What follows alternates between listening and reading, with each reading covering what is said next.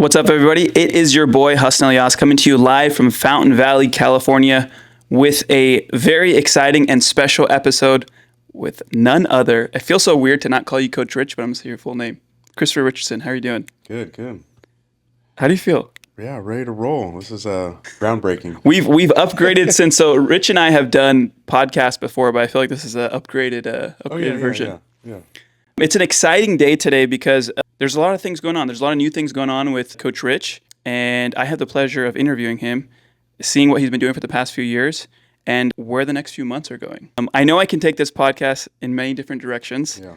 So for the audience, Rich and I have a very, I would say there's layers to the relationship. Friends, business partners, coach, mentor. Am I missing anything? No. Yeah. That's a lot. It's a lot. So I can go in many different directions here today, but I think what I want to focus on is about coaching. You've been coaching now for how many years? 21 years. 21 years. Okay. Where are you coaching right now? Or actually just tell us, what are you doing? So I know you coach, but do you teach? What all are you doing? What's your everyday responsibilities? Probably the hardest job is being a husband and a father, right? That's one. But I'm the director of track and field and cross country at Cerritos College, professor in the kinesiology division.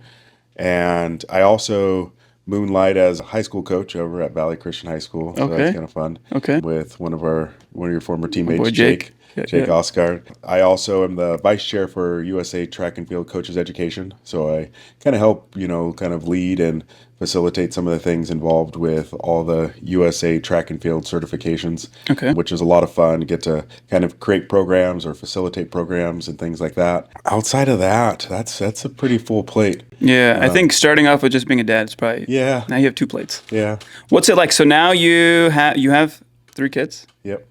What age? 17, 14, and 9.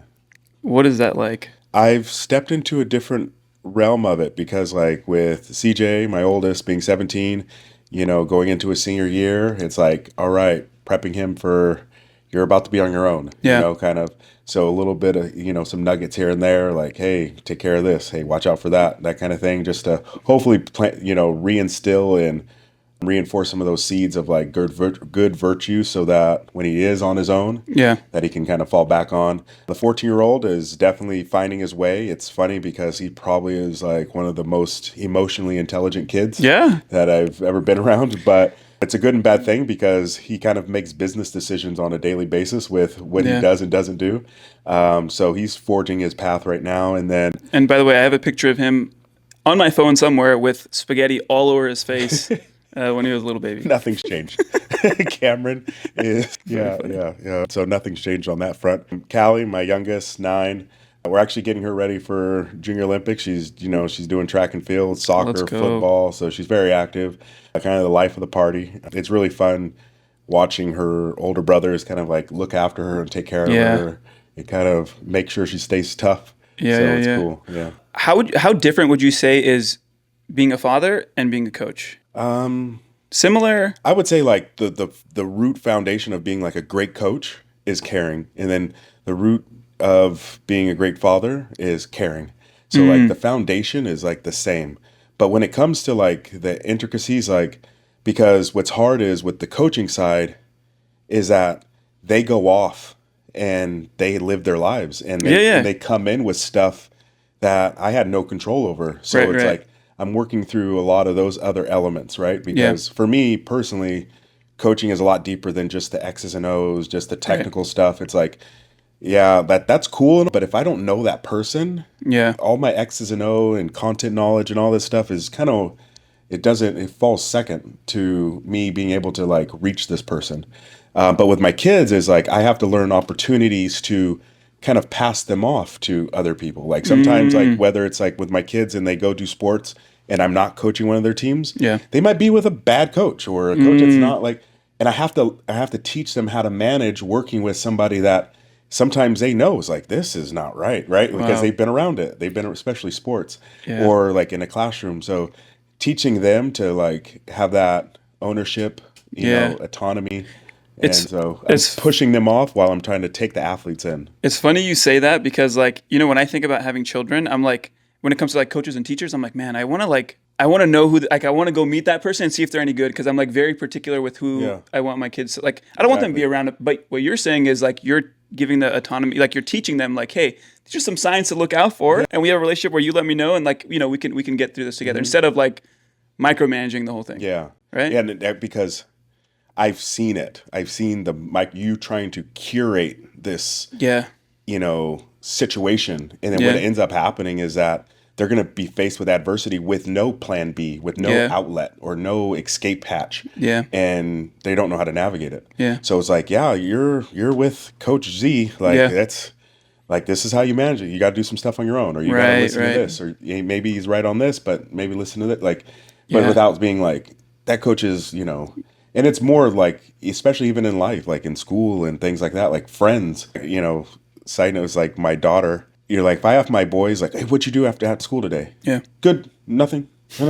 They could have had the most exciting day Yeah. of their life. I get nothing. Yeah. But with my daughter, I get the full detail. And if it seems like for a second I wasn't listening, Yeah. she goes, I'm going to start all over for you. Like, not like, not even asking, like, were you listening? Nothing like that. She Yeah. goes, I just don't feel like you're grasping what I'm giving you. I'm going to tell you this whole story again. That is so funny. So, yeah. It's a Is lot. that more of a Jen quality or a Chris quality? I don't know. That's probably, that's a little bit me. Yeah. Yeah. Yeah. Okay, so I've actually known you for, I want to say since 2008 or 7. 2008. Yeah. 8 or 7. Like, Almost. I remember you for like freshman or sophomore year in high school. Yeah. when Josh So I was graduated working with you. 2011, so 2010, 2009, 2008, 2000. Yeah. Almost 20 years now. Yeah. So I remember you from that age, right? But I actually want to go back a little bit. Who was Chris in middle school? Oh man, I was bad. Yeah. Yeah, I was bad. And by the way, the reason this is actually fun for me is like, so coaches, we were talking about this earlier, there's only like, sometimes you only see one side of them. We're like a teacher, right? You see a teacher at a grocery store, you're like, this is weird. Like, You eat food? yeah.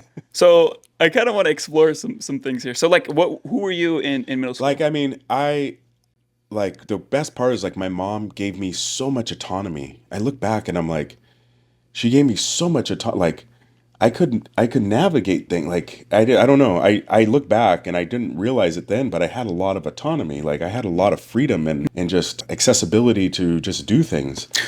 Was that purposeful? Like, you feel like your mom was doing that, like training you in a certain No, way? it was Or just out of necessity. It's like, dude, you better get it because like I got to work 60 hours a week just so we can afford this apartment. wow. Like I was just, you know what I mean? And I just knew it. I just knew like, hey, Wow. this is the deal. Can you give me a little background of like maybe like how you were raised or what it was like? I never knew about 60 hours. Like, what was it like? It was just, I mean, What was your family my- life like? Yeah, like me, my younger brother Vincent, and my mom, and we moved around a lot, especially early on. We didn't really get like, we weren't really into the same apartment until like maybe I got into end of 8th grade, going into high school. We were Okay. there for like like maybe all the way through high school for me. Yeah. But up before that, we're different apartments, different places, staying with my sister in her garage, and Yeah. just different things like that, like all through elementary school and middle school. No way. So like different cities from, Pico Rivera to Paramount to Downey to Bellflower to Compton. Wow. It was just all over, yeah. Was your father present in your life? No, so my mom and I moved here when I was like 4 or 5 years old from Pensacola, Florida. You're from Florida? Yeah. Did I know this? Yeah, born in Florida. Yep. Wow. Like, yeah, it's like 30 minutes from Tallahassee. Okay. And we came out here, lived with my mom's mom, my grandma. Out of necessity, like at age, Yeah. like, okay. Yeah. Okay. Yeah, start my a new mom life. just, got some opportunities out here. My aunts were already out here. My mom's mom was already out here. So she just kind of came with her, Okay. her core family. And from that, like, that's when we kind of, my mom's was a nurse. She was an LVN. Yeah. So she worked mostly, like her specialty was like convalescent hospitals. So Yeah. she worked in the convalescent hospitals. And like from there, like I said, like it was just like hustle bustle, moving around. Just like I said, she just worked a lot. Was it just you and her? Me and my younger brothers, he was born in 1980, so 5 years younger than me. Okay. So You like too. maybe like 2 years after we got out here, Okay. he was born. Okay. Gotcha. Yeah. Gotcha. Yep. Different dads. Okay. How's the relationship with you and your mother? That you guys must be very close. Yeah. I always say, I'm her favorite. Yeah. but when it comes Out of to necessity. yeah, for real. But yeah, with my mom, like It was a trip. I think this was like maybe like 15, 20, yeah, about 15 years ago when I kind of started making some money. I was like I thought I was doing pretty well. Yeah. And I was like, we were struggling because we had like two and a half kids or two kids and maybe one on the way. And I'm like, this is hard. Yeah. I'm like, and I look back and my mom only made like $40,000 a year, something like that. Wow. I'm like, how did you do it? Like, what Yeah. the heck? Yeah. Like, I look back and I'm like, I was just flabbergasted, right? Yeah. But, like our relationship, like, is like, she is my confidant. Like, she was my biggest cheerleader. She allowed me to, like, own the confidence Yeah. to pursue anything. Like, I was Wow. like, Mom, I want to do ice hockey. This is like one of my favorite Yeah. stories. In third grade, I don't know what made me want to do ice hockey. We lived in Paramount. Yeah. Like, I'm a black kid. Like, Yeah. no, didn't really have friends because we were moving around so much. Yeah. And I got maybe Mighty Ducks. Yeah. Mighty Ducks. I think if I draw a line, Mighty Ducks got me into ice hockey. Now, that's a revelation for me. But hockey stuff is expensive. Yeah. So expensive. Yeah. And there was this hockey retail guy, and I just would go into that hockey place and I would look at all the nice stuff all the time. Wow. Right? And this guy kind of took some type of like, he kind of had some, Liking towards affliction you. to me. Yeah. Okay. Like, he was like cool with me, would talk to me about hockey stuff. And I'm in third grade. So Yeah. I would walk like maybe a mile and a half to go to the hockey rink on certain days and then Wow. walk across the street to the hockey supply store and just look around. Yeah. Couldn't afford anything. Yeah. And I guess like my mom had picked me up there one day or something. And he got he saw my mom, and for a Christmas, I guess he had come across a bunch of just used equipment. Yeah. And my mom got me all the stuff. And so I was able to join the team because I had the equipment. Wow. So yeah, that was pretty cool. That's pretty amazing. Yeah. So like things like that just happened all through my life. Like Wow. I wanted to do basketball. She would let me go to the basketball camp thing. Yeah. I wanted to do football. I didn't get into sports till later. Like I was skateboarding, rollerblading, Yeah. going to the beach. She bought me a used surfboard.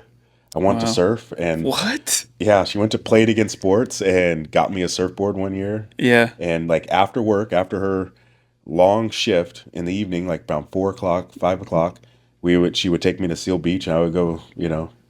yeah, it was cool. Have you ever like talked to her about that, or like have you been like, hey mom, why were you like this like growing up? Or why were you like a mom like the way you are? Yeah, a little bit. Like she just said, like I wish I had stuff. Like she grew up in Illinois in kind of like Okay. a small Midwest town in Streeter, and she didn't have a lot of things and didn't get a lot of opportunities. Yeah. And so, I think she wanted to like make sure that I had access to stuff that I was somewhat Yeah. interested in. How aware were you of your situation? The reason I ask is because I've been in like different school. I've had a bunch of different friends where they, especially at a younger age, maybe you don't know what's going on in your life. You don't know what happened between your parents, as an example, or you have hatred towards someone, or you're like, why am I in this situation? You have no idea, right? And things don't click until maybe you Yeah. get older, 20, 30, 40, 50, whatever it is.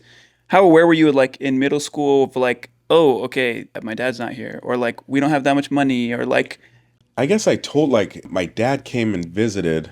Maybe I was in fourth or fifth grade, just because I would get at questions about my dad, and I go, like, yeah, he's dead. I don't know him. okay. Because And did you really not know? I just didn't. I never asked, and Oh, I okay. never knew what to say. So I just made up this. I don't know, like, yeah, he passed away or something like that. Oh, and then somebody had wow. brought that up to my mom. My mom's like, dude, your dad's not dead. And so she brought him out, and No way. I spent a week with him when he was out here.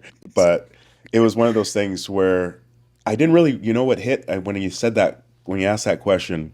There was a time like I had like these I would call them fairly affluent friends, kind of like in Sure. high school, early on in high school. We went to a dance, and all the moms were there and stuff, and it was just me, Yeah. and it was like maybe 4 or 5 other families, Yeah.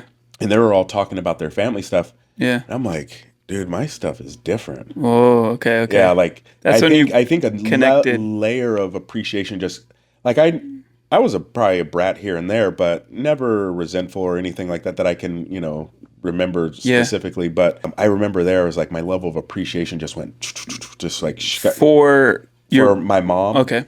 And knowing my situation was different. I just tried to like get in where I fit in. I was very Yeah. malleable with, how I associated socially. Yeah. But at that time we were like sitting around, it was like after a dance or something. Yeah. And everybody's mom and family was there. Yeah. And it was just me. Yeah. And I'm like, oh yeah, my stuff is different. And so, Interesting. yeah. Interesting. What was your friend group like Middle school, high school. We'll start moving up. Like Who'd you hang out with? like middle school, like yeah, like there's a group of us that like did like aggressive rollerblading, like half pipes and Okay. things like that, like X Games type stuff. You did that? Yeah, Like you can drop into a half pipe? Yeah. I don't know about now, but you were doing that. yeah, Wow. yeah. Rollerblades, skateboards, and we'd go to skate parks. Like in Okay. Costa Mesa, there was like a place, and in Irvine, there was Yeah. a cool place. Your friend, all different ethnicities? Or were you more Yeah, in like common? yeah. Oh, Okay. yeah. I mean, being in Downey, it's pretty diverse. But Okay. then I didn't really do sports until high school, and then like my friend groups became like the individuals I did sports with. Yeah. So you got into sports closer to high school is what you said. Oh, yeah, You yeah. did ice, and you said ice hockey. Yeah, I did it for like a year. Yeah. Okay. And, yeah. This is because I'm still thinking about what you said earlier. How did you know you grew up without a father? How did you know, like, how did you navigate being a man? My skill set of being observant, like I don't know if it was innate or like a survival tactic. Yeah. I'm a very observant person. Like if I go to a new social situation, I'm looking around and I'm like, I'll survey the heck out of that place. Yeah. Before I make any like open gestures or moves Yeah. or anything like that. And what I remember specifically, I just watched my friends' dads. Yeah. And I just took pieces like, that's pretty good. I don't like that. That's pretty good. Yeah. I don't like that. Okay. And I just, and I use those opportunities to forge what my identity of like what manhood was just from my friends' fathers. Did you have a mentor in those earlier days in like high school, or were you looked up to someone? You're like, oh, that's a cool guy. I want to do that. No. Like, I mean, I remember like 8th grade, I joined like a YMCA basketball thing, and there was like some low key stereotype, but I think he was like an ex-con that was like doing like community work. I think so. Now I think now like this guy like for sure, but he was like, "Oh man, you can do it." And, like taught me what a pull up was. Like, Okay. hey, that was cool, right? That was Yeah. like my first coach experience actually. Like real like this guy like took a Yeah. like hey, I'm gonna coach you guys. Like, Yeah. but outside of that, like not really. And then I got into high school and I started like looking at people, and I was still observant. Like Yeah. I still take it to this day. I don't take everybody for everything they are. I just take them for what I feel is valuable from those interactions. Like Yeah. I think everybody has something to offer, and so Yeah. like there was coaches in high school. I'm like, they're not. I don't like that, Yeah. but I like this. Yeah. Okay. I don't like that, but I like this. And I would take what I liked or what I felt was relevant at the time, good or bad. Yeah. Yeah. Did you know what you wanted to do? Like, let's say high school. Did you know, like, did you have any idea of what direction Oh, you're like high school? No, for sure. Like I was, just like, let's have fun? yeah, I was just existing. Yeah. What did you do for fun? Do you have any hobbies or anything? Like you're I like think really once I into? got into sport, like once that freshman year football, like football hell week and doing Yeah. all that stuff, like that, like kind of kicked off. Like this is what I do now. Yeah. Like I do football, basketball in the winter, track in the spring, Yeah. and all those were accidents. I didn't mean to do any of those things. One of my friends was playing football. He was like, "Come out, like we're practicing now." All right, cool. Yeah, cool, I practice. never played football. Practice. So I played tackle football for my Yeah. freshman year. Then a couple of those friends were like, we're doing basketball. Yeah. We're doing basketball then. Yeah. Then my friend from basketball was like, we're doing track. And so that's kind of how it is, you know what I mean? It just all plugged in. But when it comes to like career aspirationally, Yeah. like I didn't know I could do anything. Like I was in special ed classes, like especially my first 2 years in high school. Yeah. I was in classes with like 10 people. There was like 10 people Wow. in my class. Wow. And we had like the same teacher had like half the day. Wow. Then I would be able to do electives like at the end of the day or something like that. Basically, nobody went to school or what? Nobody went to school. You only had 10 No, people in like class? special ed classes are smaller. You were in classes. special ed classes. All, yeah. Oh, you know what? I remember this now. You were dyslexic, or you are Yeah. dyslexic. Currently dealing with it. Yeah. Guys, this makes a story like so much more fun. Yeah. By the way, so you were in special ed classes. Yeah. From when to when? Like my freshman and sophomore year. Okay. Then I left Downey. Going into my junior year, went to a Christian academy Yeah. and realized it wasn't accredited. So then I left and came back Okay. the second semester. But even then, I realized because I started doing some good stuff in sports. College coaches started Yeah. talking to me, and I'm like, they're like, you're not Yeah. not doing what you think you're doing. Yeah. I'm like, what? And then I talked to a counselor, like, yeah, no, you're not going to college. What? I'm like, what? Wait, hold on. I can't, like, then it kind of sparked me. I'm like, I gotta get my stuff together. And then that didn't really happen until like the end of my junior year, going into my senior year. I had to Yeah. take a ROP class to make up units and stuff like Wow. that. And so How'd you find out you were in special education, or how'd you find like? I kind of always knew, but Oh, I you didn't knew? never thought about Okay. like I never like high school. Like you thought you were slow or something, or things didn't make sense No, to you? no, like I just didn't apply myself. I didn't work. Like no one said like, hey, like all you gotta do is try a little bit, and you can like do schoolwork. I just thought like that's Interesting. not for me, and I didn't care to push until I realized it was going to have an impact on my future. You know. When did you figure out? So, knowing you, I think one of your gifts is like your work ethic. And I kind of connected some dots because you're telling me about your mother and what her work ethic was like and what she did for you. And I feel like you did that in the athletic space. In high school, did you figure out one of your gifts was like, okay, you know what? Maybe not that talented, but like I can Oh yeah. outwork everybody. Oh Was yeah. that it? Did you figure that out in high school, or was there any gift that you were like, oh shoot, I can do something that can. It was a slow creep. Okay. It was a slow creep of like what work ethic actually was. I just did. Yeah. I just did things. Yeah. Yeah. Yeah. Anything that was in front of me, I just did it. Yeah. Yeah. And I Yeah. didn't realize that I could do extra. Yeah. Like that was even an option. Yeah. When did you start blooming or becoming you, or kind of like really got into who you are? And the reason I ask you this is because when I met you, so I know we talked about high school, then you went community college, then you went college. When I met you, when I first saw you, what I thought was so cool is like when you came to Fountain Valley High School, you were like was it assistant coach or like a Yeah, part-time assistant coach, coach, whatever you want to call it. And dude, you were like running the place, man. I saw you like you were like I was just like, okay, whoever this guy is, he's really cool. Like he just came in, he's like, oh yeah, do this, put this drill together, do that, and then I also saw you doing all these different events. I was like, oh my god, this guy's human, right? But I felt like at that time I was like, well, this guy's like I felt like that's kind of like I struggled with a lot of self-confidence and trying to figure out who I was. When I saw you, I was like, dude, this guy like is doing his thing, like he's comfortable with what he's doing. Did that come? And maybe at that time, maybe you didn't even feel like that, but were you like that? Did you figure that out earlier? Like, was that in college where you're like really you got comfortable and you kind of knew yourself a little bit more? Like my big thing is like I owned it. You know, When? owning it was big. When I got to Cerritos, Okay. yeah, like I realized I was like I'm the master of my destiny kind of thing. Okay. Okay. So high school, they're saying that you were probably not going to go to college. You were like, no, I want to go to college. Yeah. You started getting good at what sport did you really start excelling at in high school? Track, then football. Okay. Yeah. Academic wise, was there anything there where you're like, I'm just going to become professional in something and I'm going to be a sports guy? No, I had a lot of weird aspirations professionally. Like I thought I was going to be a lawyer, then I thought I was going to be a teacher, then I thought I was going to be a cop. Yeah, it was like Yeah. it wasn't I was all over the place. But it was like athlete first Oh yeah. and then like, yeah, we'll I'll figure it out. later. Yeah. So you got to Cerritos. Why Cerritos? I was going to play football there. It's the only place that recruited me. Okay. Okay. So Cerritos was the only place that recruited you.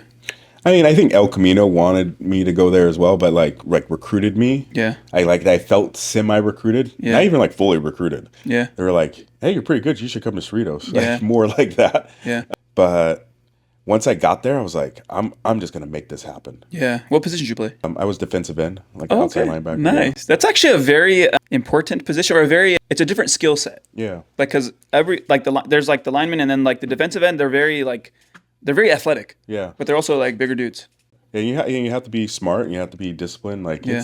but like I learned the politics of college sports real quick. You know, Mm. practicing football at Cerritos, and so What was that like? I mean, it was fun because I got to, I think I was practicing with some good people and things Yeah. like that. But I was like one of those things like I'm doing better, I'm stronger, I'm faster, Yeah. and I know the stuff better than these people that I'm competing for the Mm. position against, and I'm not getting like the first team reps. Is that a race thing? No, it was just like I didn't go to Long Beach Poly, or something like that. Like I wasn't a name, The way your turn. and probably had I stuck it out, I would have earned the playing time. Sure. I'm pretty sure. Yeah. Just because, performance would have trumped any preconceived notions or whatever it is. And plus, Yeah. I was a freshman, I didn't realize it. But my ego probably at the time was like, no, I'm better than these guys. Yeah. And so I saw it as like, I didn't know what the word was at the time, but it was like a little bit of political, especially early on, like spring ball, summer ball Yeah. stuff. Like we didn't even get into season yet. Yeah. And I was like, I'm good. I'm going to go to track. And I go into the track coach's office, Coach Wells, and I was like, yeah, I might want to try the decathlon. I heard about it. Random. And he was like, all right, let's go. Wow. Yeah. So like, yeah, that was just one of those things for me where when you talk about like owning it or Yeah. developing that, like he was like, "You just work hard." Like, Yeah. and like I was like, all right, I'm gonna work. Yeah. And he would meet me before practices and things like that, and I would just work. At that time, this is Wells. Coach Wells. Did you ever have a moment where like someone told you something and then maybe you didn't believe it yourself and then you're like, oh shoot, I can do this? Like did you ever was there moments like that or you were like really locked in? You're like, oh, I'm just like gonna work. Like you're talking about somebody. Like let's say like even on the decathlon side, you're like, hey Rich, you're gonna be something special, and you're like, dude, I'm just doing this because I want to have fun. And you're like, no. No, But then like you ended up believing it. You're like, I oh, had like, yeah, I didn't know enough to have the delusions I probably would have had I been more informed. But like Coach Wells was like, you score this and this, you could do this. And like, he would always like write down stuff and say stuff. Right. Yeah. And I go, okay, cool. Yeah. And I remember going into the first like decathlon, the SoCal championships my freshman year. And there was like a couple of returners that were, one guy won it the year before even. Right. Yeah. And I remember Wells telling Coach Higgins, like, yeah, he can win it. And Higgins was like, we'll see, that kind of thing, right? Yeah. But I didn't know. Yeah. I didn't know. I'm like, I'm gonna just compete like my life depends on it. Yeah. And we're gonna see what happens. And then like I think like I look back too, part of that confidence is like I just work so much. And I'm like, and I would put so much on myself. Yeah. And it's like I didn't wanna fall short, so I thought like work would cover up any deficiencies in knowledge or experience that I had. Which it does to a certain extent. It does. Did you also know back then, like, okay, if I keep doing, did you see like fruits of your labor where you're like, oh, I did this, I did 1,000 throws, and now I throw better. Like, did you have that connection, or your coach was like, hey, Chris, just keep doing what we're telling, just trust the process. It's fun. Like I had no idea what good was. Oh wow. Like I was throwing like 40 feet with a 16-pound shot as a freshman that never threw shot before. Yeah. Pretty good. Like I would love that. Yeah. Didn't realize it was good. Yeah. Because I was trained by myself. I had nothing to compare it to. Yeah. I had no frame of reference, Yeah. When I was hurdling or running or jumping, I was by myself. Yeah. So like, especially that whole first fall. Yeah. And going into the first year, like I had no idea. Yeah. The team wasn't that big, so it wasn't like had a bunch of other event group people to even compare myself to. Yeah. I knew we had some fast guys, and I was like, I'm not as fast as them. Yeah. But I just ran hard, and stuff like that. But yeah. The crazy thing is, and I can correct me if I'm wrong, but like, weren't you kind of considered like would you say like a freak athlete? Because you were like as in the decathlon sense, like you were pretty big, you were strong, like, or was it more like, no, I just worked hard and that's how my body ended up being? Yeah, for sure. Like I couldn't, because you were very well rounded, even going into like Long Beach, right? Like and maybe I'm wrong, maybe I don't know, but like, were decathletes back then, like, were they more like sprint, a jumper, or like, you know what I'm saying? And there's like that drop off for all the throws, right? Because they're not really like, you were like how much you weigh? I just threw, I think I would compare, if I compared the average, even universities. Yeah. If I compared the amount of like reps and throwing that I did. Yeah. For better or for worse, compared to the average, I was 2x more reps than anybody else, any of my competition and my peer groups of that freshman year. Did you ever think you were good or talented or like an athlete, or you're like, I just work hard? Yeah, and I'm just going to compete, like. Yeah. And it is what it is, like. Yeah. Yeah. So you got recruited pretty heavily out of Cerritos. By the way, he's the head coach of Cerritos now, and it goes full circle. But what was that like, being recruited? It was tough because I had no idea. Mind you, like FAFSA, like filing for financial aid. Yeah, I would have got financial aid. Didn't do FAFSA my first 2 years at Cerritos. Oh wow! So I could have got money too. Like wow, were you working too? By the way, like Domino's Pizza. Wow, delivering pizzas. Wow, that was my source of food. Wow. So I ate pizza like 4 or 5 times a week. No way. Yeah, free pizza is the best pizza. No way. But yeah, getting recruited, it was tough. Like I talked to coaches. Like I talked to some great coaches, like Sheldon Blockberger, right? Like when he was at Cal Poly San Luis Obispo, Fresno State, like USC, Ron Allen's, like, and I mean, I probably could have got more interest. Yeah. Like University of Tennessee, who already had 2 freshmen decathletes, like that were stacked. Like I was, I had a lot of interest. How are your grades?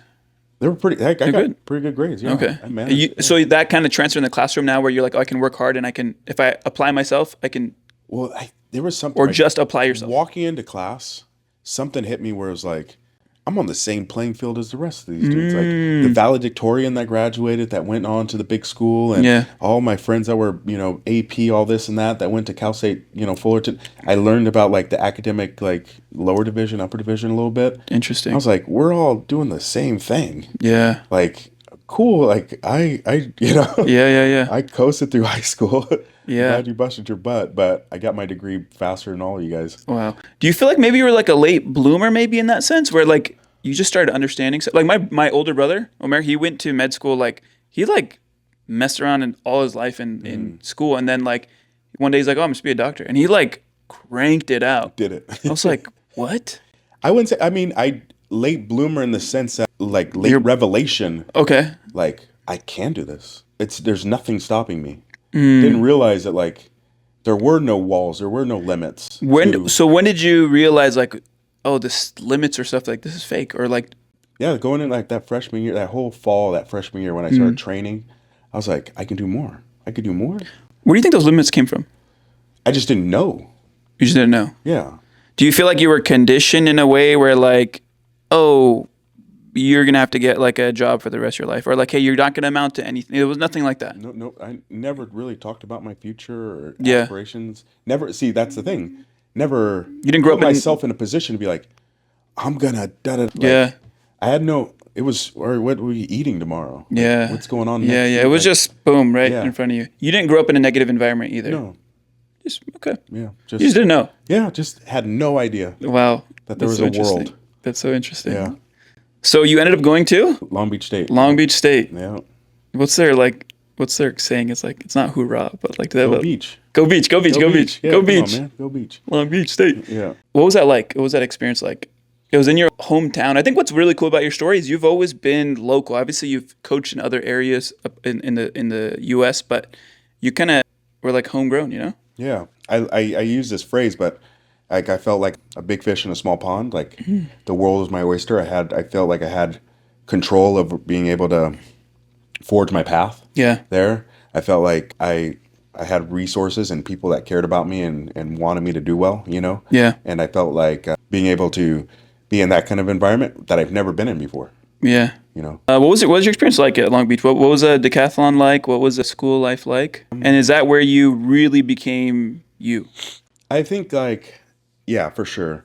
But the biggest one was, what helped is I worked out at Long Beach State a little bit before going there. So I got used to getting there, being around people, the coaches. Yeah. You know what I mean? Like I was assimilated already. So when I first got there, like there was no like getting used to it period. You know, like the taper in was a lot more expedited, I would feel. Like I just kind of hit the ground running. Yeah. And I never really stopped training, you know, that kind of thing. Yeah. And it provided me the comfortability to like kind of get out of my shell a little bit, meet new people, Yeah. but really it ratcheted up the intensity that I wanted to do things. Like once I won at the community college level, I never won anything before. Yeah. So I was like, oh, wow. Okay. Wait, you weren't an ice hockey state champion? No. That was the that was your first time winning something like you'd say maybe of value to you. Ever. Or important. Ever. Anything. Wow. Like no trophies. Yeah. Like, I mean, I think I was the league champ for San Gabriel Valley League in the high jump. Maybe not. I don't even know. I swear, I had no idea. That's so funny. I just know that, yeah, that was the first time I've ever won anything. Yeah. And so, so I'm walking with Coach Wells. I'm already signed with Long Beach State. Yeah. And I'm like, we're cleaning up after a meet or something. I was just helping him out. You know, we're kind of wrapping things up. It was just him and I. And I go, so like, what do you do like after college? Like, what do you do next? And in my mind, I'm asking him like, what is the route to being a professional track athlete? Wow. That's pretty much what I'm asking. Yeah. But I'm asking like, what do I do after Long Beach? Yeah. It's like, what do you mean? I'm like, what do I do? Like after I'm done with Long Beach, like what's next? What's after that? Yeah. He goes, you get a job. Like deadpan, like no, like didn't even entertain maybe what I thought was happening. And I'm like, forget it. Because I didn't want to like backtrack and be like, no, this is what I meant. Oh, Like, okay, okay. It's like, oh, so I was yeah, like, cool, whatever. oh yeah, I guess so. I guess I get a job. So how did that like, what was your drive then? So like, I mean, You're like, oh, well, I'm going to do this and I'm going to looking- stop and get a job. looking back, my biggest motivation was like, I want to make my mom proud. Like whether I thought about it on a regular basis or not, like I know that was like the huge foundation that gave me the drive to do a lot of things. I wanted to make my mom proud. Why? Then, I mean, just because I know she sacrificed so much for me, I know that it would mean so much for her to see me do well. Yeah. Like I know that if I want something, like for me, I'm not a good gift getter. I'm a good gift giver. Sure. But getting gift, like I'm awkward. Like ask my wife, like she hates getting gifts from me because she's like, I don't know if you like it or like, you know. Yeah. But when it comes to like, for me, I know that it would have meant so much for her to see me do well. Like me winning, like it wouldn't mean anything to me. Yeah. But I know it would mean something to her. Getting a degree. Yeah. I mean, I never went to any graduation, whether it's at Cerritos, Long Beach State, or when I got my master's or whatever. Yeah. Anything like never been to a graduation outside of high school. Yeah. But because it didn't mean much to me. Sure. I look back now, I'm like, dang, I should have done it more. So I should have went through the ceremony of everything more for my mom. But I thought the achievement alone was good enough because probably by the time I got those achievements, like getting the degrees, I was already on to the next. Sure. Right? Do you feel like your mom would be, like, let's say you lost all your meets. Do you think she'd still be proud of you just for trying? Yeah. Oh yeah, for sure. Yeah. Yeah. Just for being in the realm of doing something that I love. You know what I'm saying? Yeah. Yeah. You know, it's funny. Like there was a time in my life where I was doing things to please my father. And you know, I'm okay with that because I was like, I want to make sure he's happy and he's proud of like I'm doing some of the things that he wanted to do. And I got to a point in my life, I don't know when, where like there was something that I did that I thought would make him happy, and it didn't, or it didn't translate to what I thought it would be. And like that day or that moment, I just was like, man, you know, I have to really start doing things for myself and make myself happy. I think when I had this thing where I wanted to please other people. Yeah. And I think once I started pleasing myself or like, hey, am I happy with this? Right? I think there's some things where my father is happy as well. He ends up being happy too. It's not everything. Yeah. Right? So that was my little insight. But yeah, I still think pleasing your parents is very important, but also making sure you're happy on the way. Because that's what they want, right? Like, you know. And I've heard stories, you know, there's people that become doctors, right? Yeah. I'm like, oh, I did it because my parents wanted me to, and they hate their life. They hate what they're doing. I was like, dude, you did that just to please? I was like, I don't know about that, man. Yeah. Like there has to be a happy medium. I don't know. Whatever. But yeah, I mean, so that's what was driving you. Yeah, that was my push internally. That was very deep. Yeah, I never like thought about. Yeah, but that's what got me to move. Like, what's next? Like push.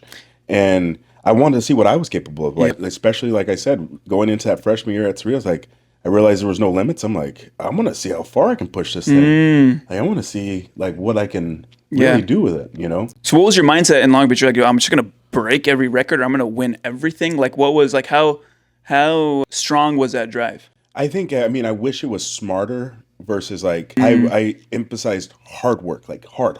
Yeah. If it was difficult, it was good. Yeah, and we're going to talk about that more, but yes. I wish I was more strategic and efficient. Yeah. With my time and my energy and all that stuff. Yeah. But I'm glad I did some of the things that, you know, learn hard lessons. But at the same time, it was one of those opportunities for me to get to know people. Yeah. And like in terms of reading people, like how you are received by them. Because like I said, I'm, you know, introvert by nature, you know, low key antisocial, like, but at the same time, I want to provide value. Like if I interact with you, I want it to be like authentic and valuable. Right. Did you have a moment, because I feel like after Long Beach, you could be like maybe for a year or something after, or and then you went into coaching, right? I've always been in the coaching. When did you start coaching? 2004. That was, so like, you were still freshman year in high school. One of the distance coaches was like, my friend Bivens needs some help at Kennedy High School. So you're in high school and you were coaching? I was at my first year at Cerritos. At Cerritos. Okay. First year at Cerritos, he was like, you kind of know every event. You want to go help him out?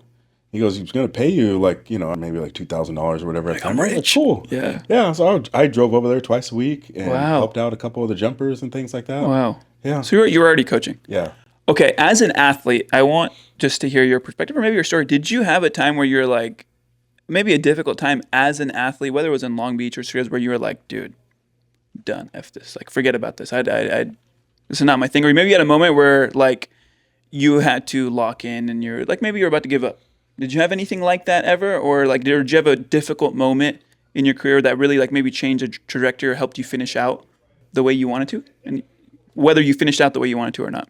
Yeah. I mean, no, like I had a lot of tumultuous, like, situations go through when I Yeah. was going through, whether it's like at Cerritos or Long Beach, but never was it like this, I have to give this up. Yeah. Like, Okay. that You was were gonna figure it out That was regardless. never an option. Wow. It was like, it was going to be hard and I was going to, Yeah. there's a lot of like weird, hard stuff, but like giving that up was never an option. Mm. And I mean, I had a hard time letting that go, even when I knew I was done competing. Like, it still was like, I couldn't watch the 2012 Olympics. I couldn't watch it. Oh wow. I didn't watch the trials. I didn't watch the Olympics Wow. because I still felt in it, but I wasn't, Yeah. not even close. Yeah.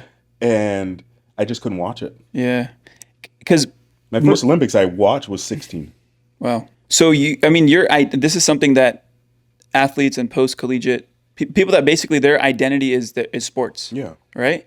How hard was that for you, or when did you what was that transition like? I got into, I put all my chips into coaching like '09. Oh nine. What year? Like, are you already in college? Are you done with college? So I went to Olympic trials '08. Yep. And I was like 50-50, like, I was like, I'm going to ride this coach. And I was, going to start my master's and do Yeah. some things. And my son was born by that time. So I Yeah. was doing some other things just to Yeah. make sure I can have, make some money. But going into '09, I was like, this is it. And I just put all my chip, because I worked at Wells Fargo for 4 hours, right? Yeah. I did all these tests and got all these certifications Yeah. for finance and Yeah. went Yeah. into the office my first day and left at lunch, never Wow. went back. So I knew that's what I didn't want to do. Yeah. I was going to go into law enforcement. Yeah. I got all the way to like the background checks and did all that stuff for California CHP. Yeah. It's like, no, this ain't it. Wow. And like, yeah, '09, just put all my chips in. '09, you put your chips into Coaching.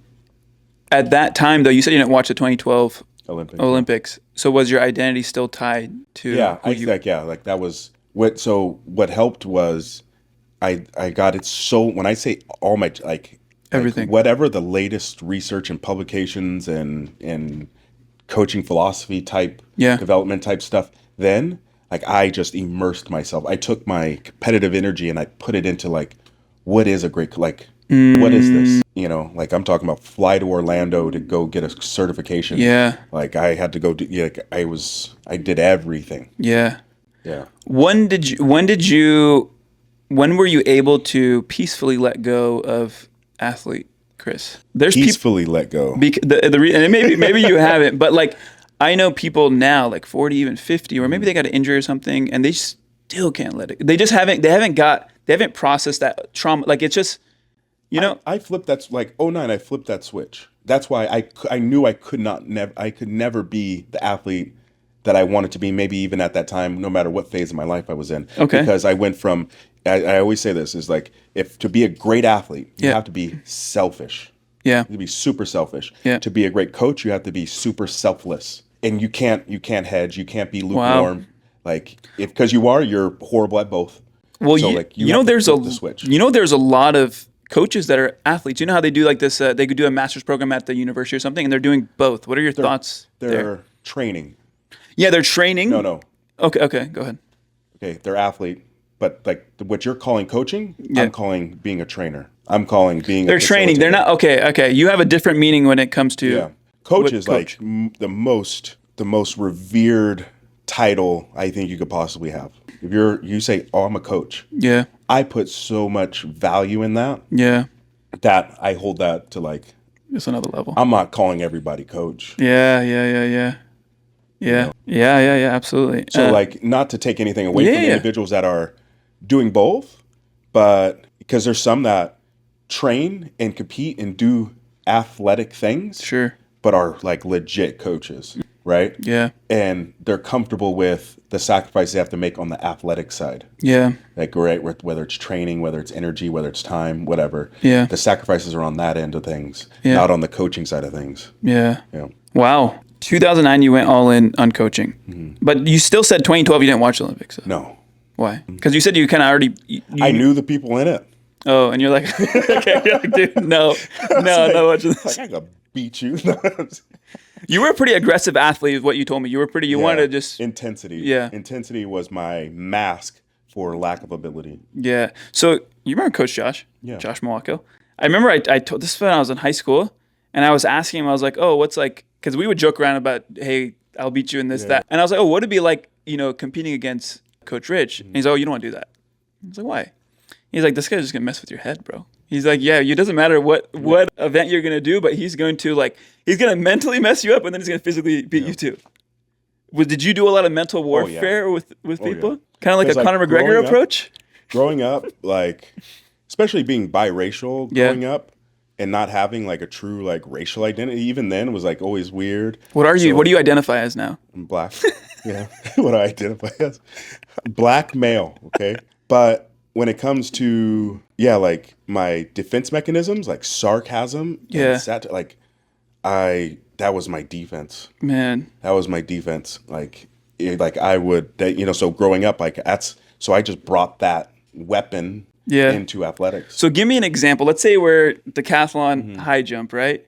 Let's say you have a competitor on there. Are you like, yeah, you're going to miss this bar? Like, No. Okay. I wasn't like malicious. So like, for instance, Josh specifically, we're at the high jump, and I don't ever remember competing against him. Yeah. Like, right. But in that, for this particular competition, and the official goes, all right, ask Josh, ask me, when do you want to come in? Oh, I remember this. I go, when he gets out. When he's out, I'll start. And he'll never let me forget that, by the way. But it came so natural. Did you win that competition? Yeah. I don't ever remember losing. He might say he won a beat or something, but I don't know. He has to pull it up on the internet. When was the last time you talked to him, by the way? I mean, we message each other. Random? Oh, man. I love that guy. That's amazing. But in terms of some of that, I wouldn't be malicious or you suck or nothing like that. I would just be like the old saying, and Larry Bird would come in, who's getting second today? Okay.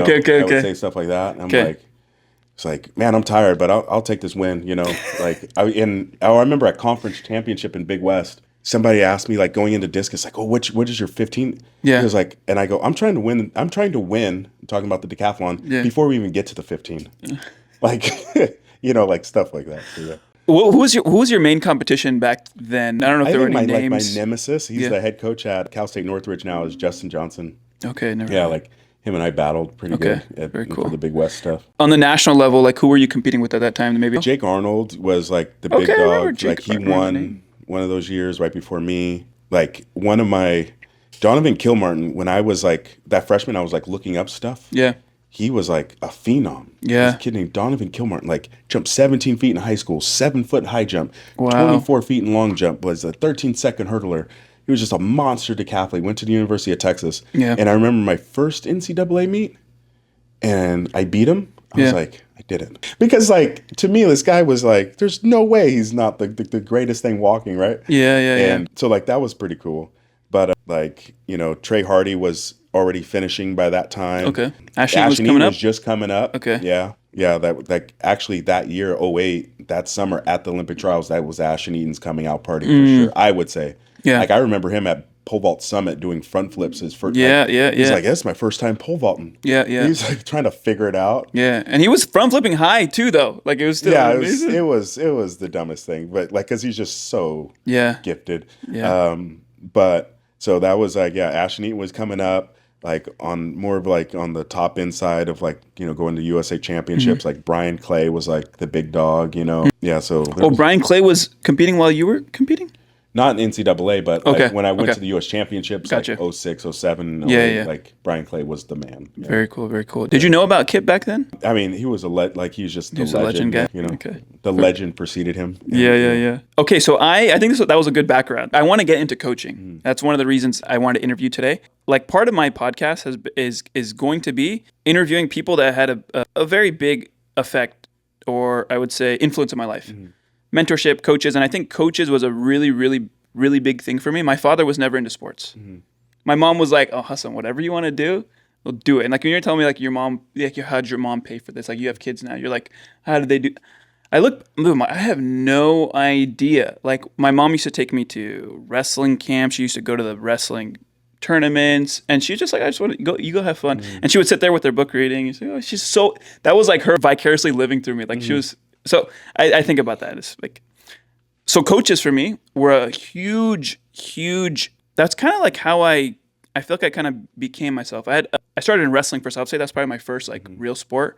There was Coach Larkin, and he was just a dad, man. He was like a good father figure, and he invested a lot of time in me, and had a great time with him. And then I got into football, and then I got into track and field. So one of the reasons I wanted to interview you is because I looked up to you, even at like when I was a sophomore or whenever we first met. I would always find other men, and I'm like, oh, I want to like. At that time, there was a guy named not Kevin Gates. There was a guy named Kevin. There was Gillespie.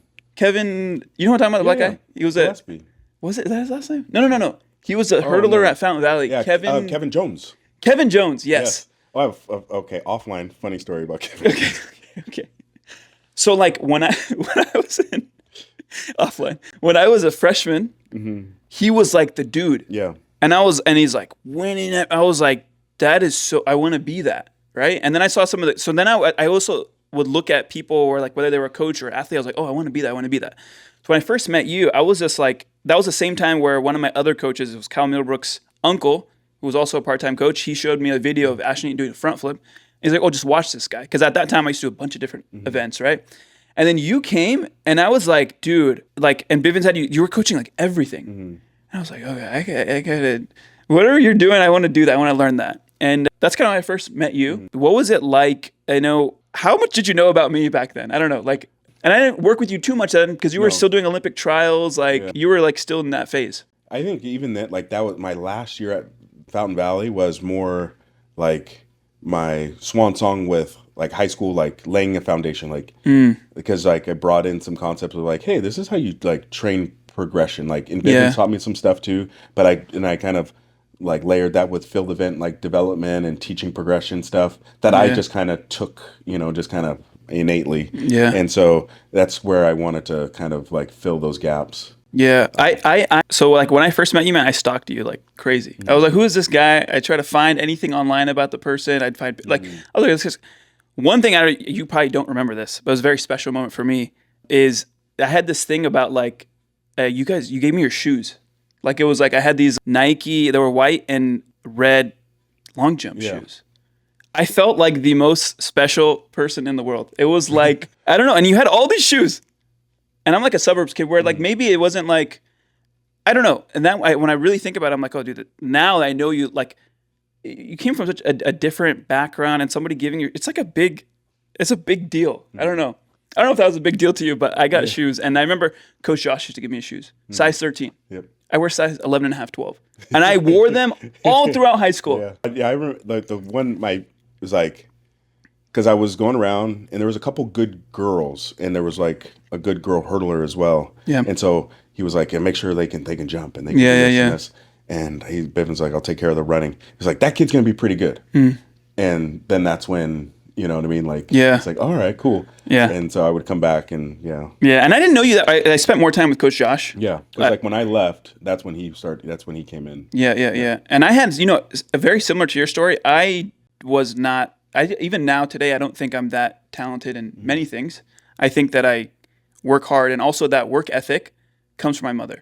When I've seen all the sacrifice, even my father, crazy work ethic, I just knew, I was like, okay, I can just watch a bunch of YouTube videos. I just keep doing it. If I just keep doing it, I can figure it out, right? I was like, if I just do it longer, maybe the other person will stop, and I get, just by time and effort, I can get good at something. And it's very similar to you, which that's pretty crazy. Maybe that's why we connect on things. Yep. What does it mean to you to be a coach? I feel like you've been a very influential coach in my life. Not just learning from like, okay, hey, this is how to do this event, that event, the way you explain things to me.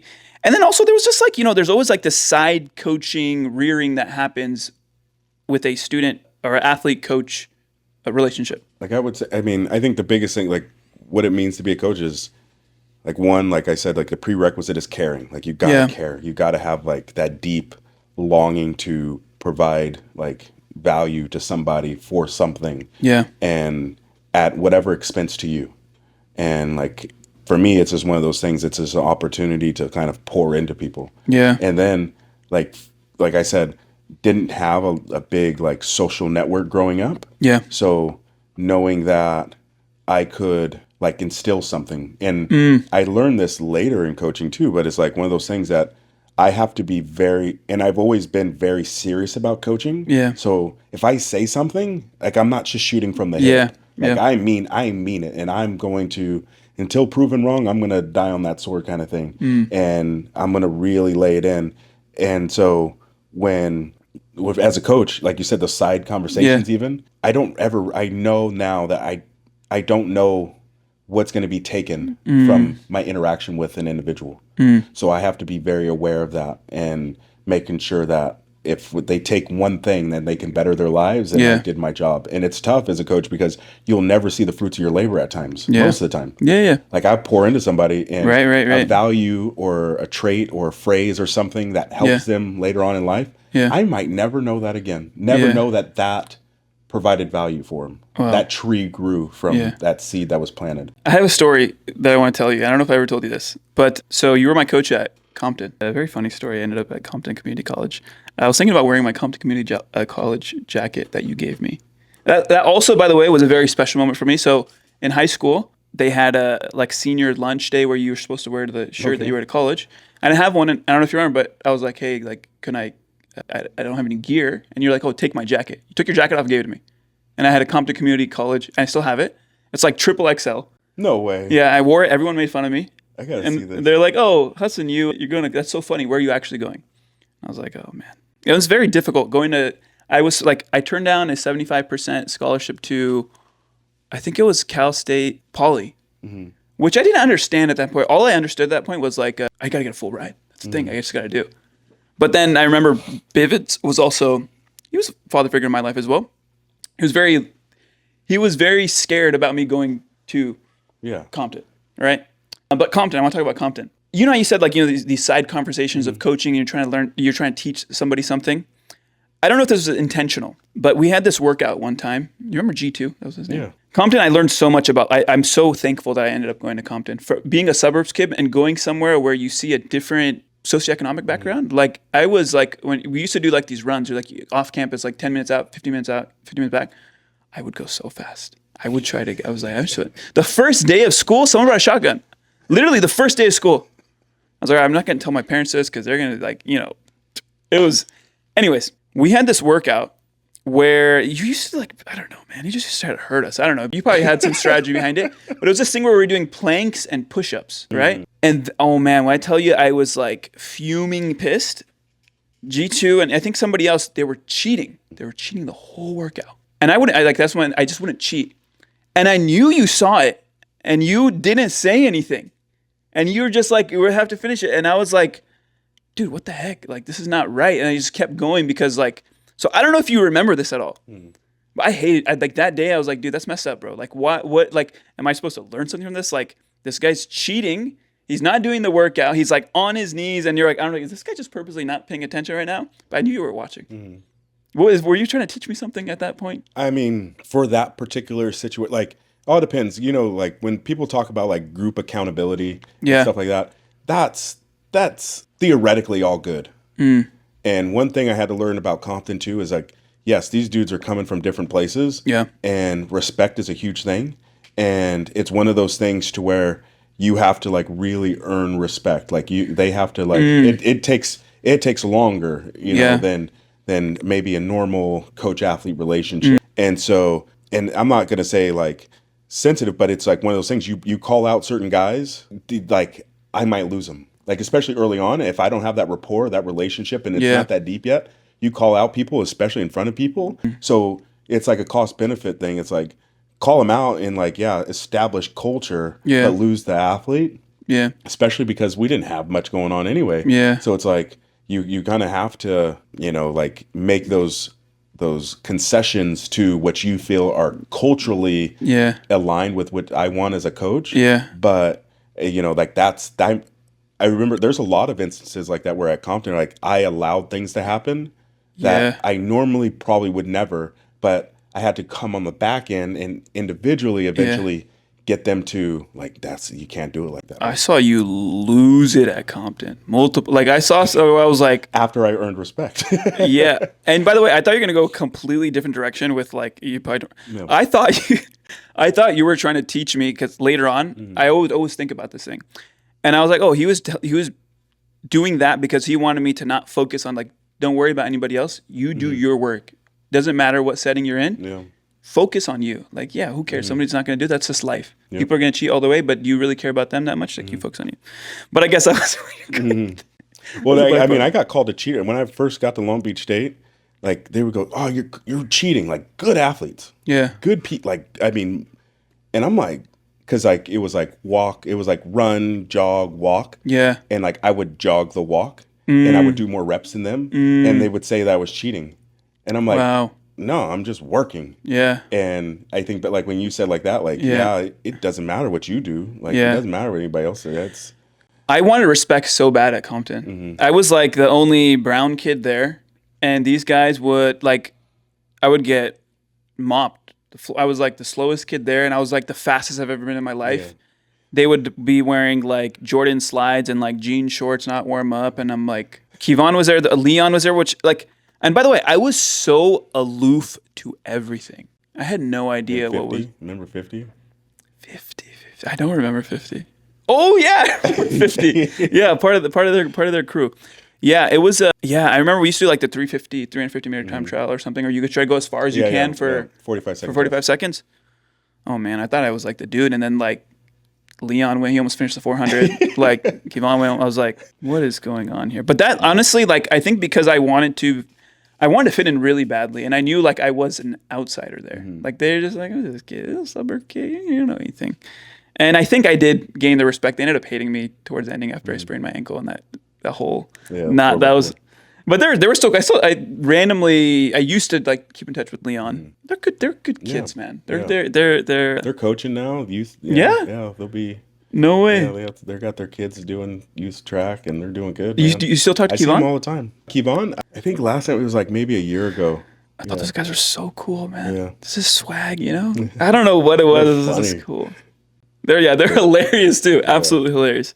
What did you learn at Compton as a coach? That doesn't matter. Like especially coaching. Like you can make something out of nothing, no problem. Yeah. Like we had no resources. Yeah. No background. I didn't even have really a reputation as a coach yet. Yeah. Like, and we made some big noise. Like, yeah. We did some, really special things at that place for that short period of time. Yeah. Like, Absolutely. It taught me like, if you just pour in, you'll get it. Like it will work. Yeah. Okay. Tell me this. I knew you had a lot of haters as a coach because you were young. After Compton, you got the Cerritos job. Yeah. Right? How did you deal with hate or outside noise while... I think I had a scrutiny, but I think I earned respect because I was consistent and I worked hard and like I made sure I was informed. Like when I went to meetings, I didn't say nothing unless I absolutely knew what I was, you know what I'm saying? I made sure I was on top of everything. Yeah. So they can not like me and that was always fine. Yeah. Because because of my introvert nature, I would go into a room and I'm not the, hey, ho, bubbly, talk about weather like that. I'm just going to go in, sit down. If I'm at a meet, like, I might have met you before, but I'm not like, it's not natural for me just to make a cold reintroduction. You know what I'm saying? Like that takes a lot out of me. Like and I'm much better at it now. Yeah. But I just wasn't the most social person. Yeah. So I think what I took as maybe hate or disdain was just discomfort with my intensity. With my like what came off as like maybe an arrogant demeanor attitude and things like that. But at the same time, I didn't hold any punches. Like if I didn't like something you did, I'd let you know. Yeah. If I didn't think something was right, I would let you know. Yeah. Like I was very strong in my convictions and those things. So like maybe that didn't go around well, like from like my peer group from like a relationship development standpoint. Yeah. But like I said, like whether you wanted to respect me or not, Yeah. like you were going to respect me because like I'm performing, Yeah. I'm knowledgeable, and you're not outworking me.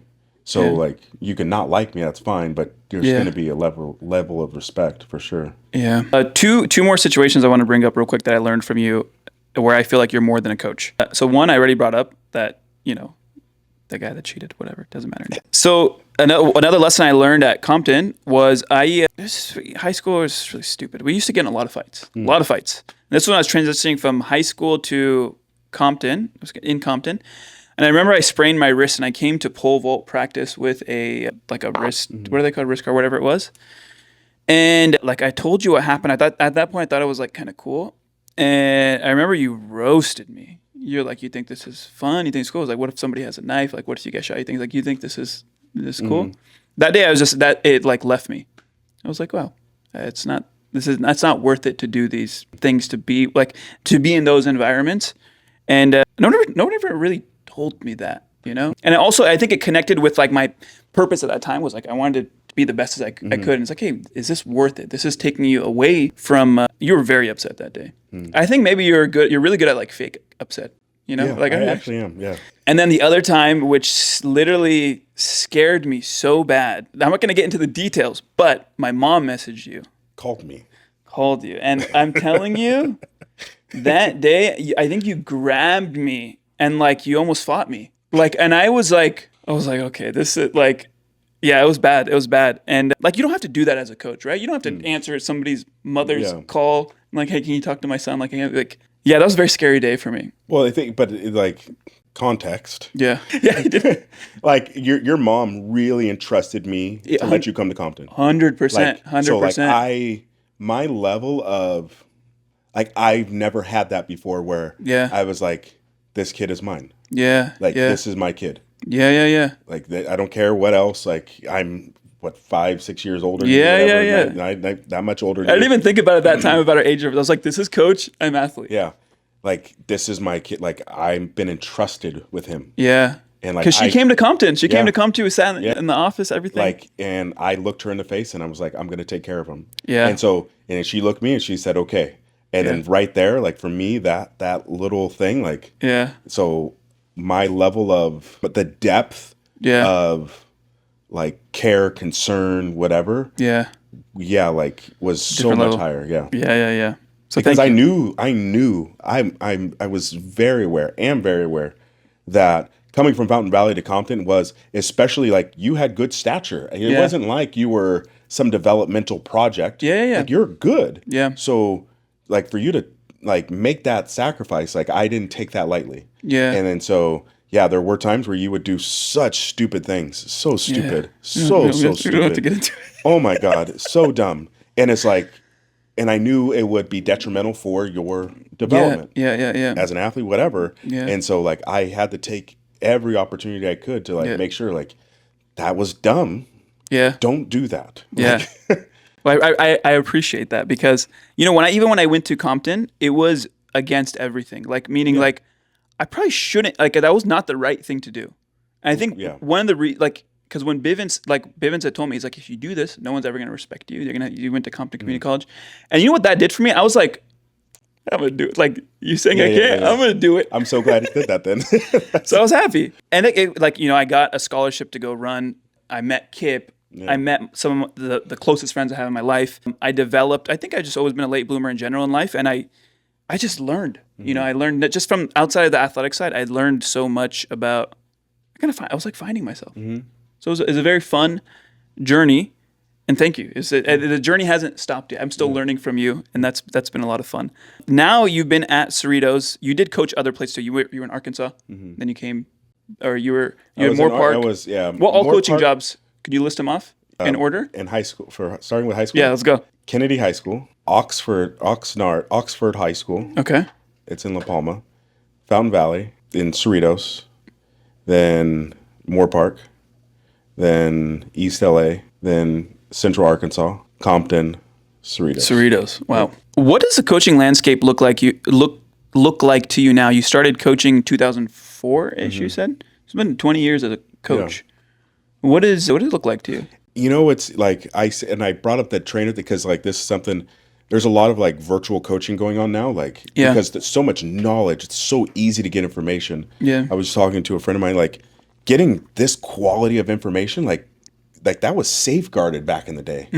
Back in the day, being 15 years ago at a minimum, Yeah. right? Like you couldn't just get these workout. Like Yeah. getting that stuff was like precious. Yeah. Now it's everywhere. Great information, Sure. amazing workouts, like such like valuable content and just like it's so accessible now. Yeah. And so like it kind of morphed into this world of like virtual coaching where people don't have to go to a specialized person or have to like their specialized person might be halfway across the country or they might live in a remote area. They Yeah. can get high quality information readily available, like with even a little bit of level of personalization, all that stuff. Yeah. But like when you're talking about like the coaching side, it's just I see it. It's gonna have a downside. It's gonna reflect itself in when it's gonna come time for this person to actually be like guided. Yeah. It's gonna like there's gonna be the bottom's gonna fall out. You feel like there's a lot of information out there, but like maybe the application of it that's where it's going to bottom I out? think it's good. I think like a mom that's never done track Yeah. can pull up stuff online and coach the heck out of her little kid, Yeah. and the kid be good. And actually, the mom, learn and grow. Yeah. Or the dad learn and grow, and Yeah. and it's very very productive, and the kid does really well. Yeah. But like what I'm talking about more is like that, like getting stuff from the internet and then just doing it. Yeah. And doing really well. But what ends up happening is like I feel, when I would coach like elite or high performing athletes, my job at the meet wasn't to necessarily like coach them, Yeah. but to protect them. So like whether it's rules, whether it's regulations, whether Yeah. it's like, hey, if there's a storm and we have to re-warm up, how does that work in terms of maybe reserving like all the variables, because there's no such thing as a perfect meet, Yeah. how to navigate that stuff. Yeah. And then also the caveat of like building identity, making sure all the like the psychological stuff is there. Yeah. Like when you just brought up, it's like my little secret is like I can be fake mad. Yeah. Like I'm not really mad, but I have to bring intensity. Well, if you're there, he's actually mad. Like there's no way. Like I see it now because I see from the other end. Yeah. But if he's yelling at you, he's yelling at you. But like intense, like Yeah.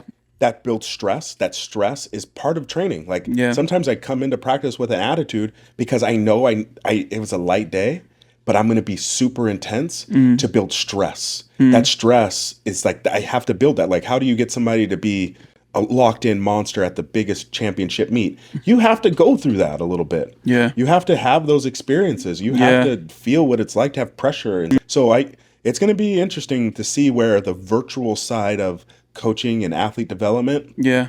is met with like real life performance. And some are going to do really well, and we're going to be like, why didn't they do well at the big meet? We're going to. Thomas, are there any things that you feel like make you or made you a better coach? I think my level of observation, obviously I would say caring. Like Yeah. if I'm going to work with you, I'm going to be around you, like I care. Yeah, 100%. If I don't, then Yeah. I'm indifferent. I'm not going to say I don't care. I'm Yeah. indifferent. Yeah, Like, yeah. I'm not going to invest that emotional energy, Yeah.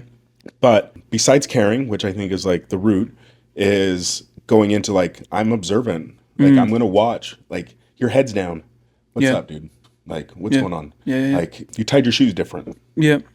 Like, you know what I mean? Just all the little nuances of like how a person interacts. Yeah. Even going on the technical side, like you did something a little goofy right there. Yeah. Like being able to take like kind of like peel back and see the big picture. Yeah. And then kind of focus in like where I see might be red flags or things that might give me more information to help make a better decision, whether it's technical, personal, or coaching otherwise. Do you feel like coming from you were a track athlete, like you were an athlete and now you're a coach, do you feel like that's made you a better coach? I think it helps me resonate with, like, I can be like, I know this is hard.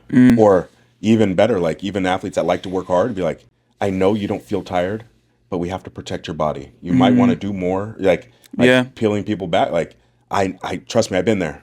Yeah. Fractured, torn my knee up. Like Yeah. my shoulder was jacked up. Like, because I thought more was better. Yeah. No, this stuff is, you know what I mean? Like you might not feel fatigue, Yeah. but your body's feeling it. So like, we're gonna need to pull back. Yeah. Like it kind of helps. Being an athlete helps me in those regards to empathize with the athlete, whether it's like high performer, whether it's somebody developing. Yeah. I know this is frustrating.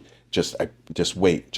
You know what I mean? I can kind of do some level of preemptive reassurance, like to help them get through some of the mundane, maybe difficult learning stages that are associated with like, coaching. Since you're so deep into coaching, what do you think or what do you see makes a great coach?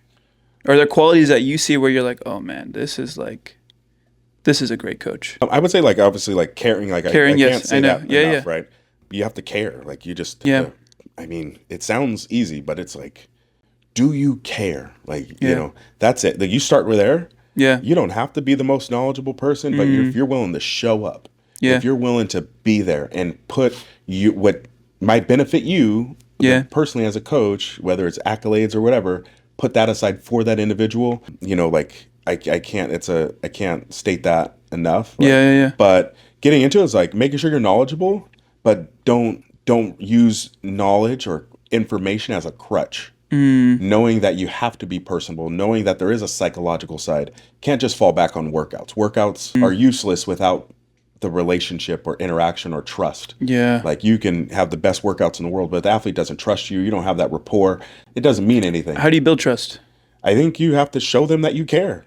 Okay. If they By the way, I'm okay with you being a broken record. It's a point that's serious. It needs to hit home. Like I have countless stories of like, I'm telling an athlete, you need to do this. You can do this. Yeah. You need to do this and this and this to win. And if I didn't have that relationship, because I'm maybe asking them to do something, they're like, I don't think I can do that, right? Yeah. It's outside of something they've maybe never done. Yeah. You can do it. We can do it. Like we're here. This and this. And if they know you care, they are not going to second guess me pouring into them or being their confidence for that moment.